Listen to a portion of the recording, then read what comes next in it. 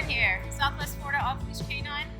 I'm here with Miss Piper. She is a mini Goldendoodle. She's about 8 months old. She's actually the sister of Willow, the toy sheepadoodle I trained previously.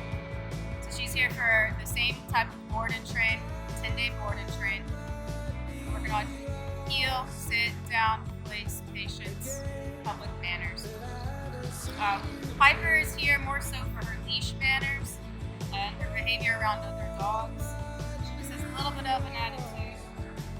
She really does pull hard on the leash when she is around distractions. We'll see what she knows so far.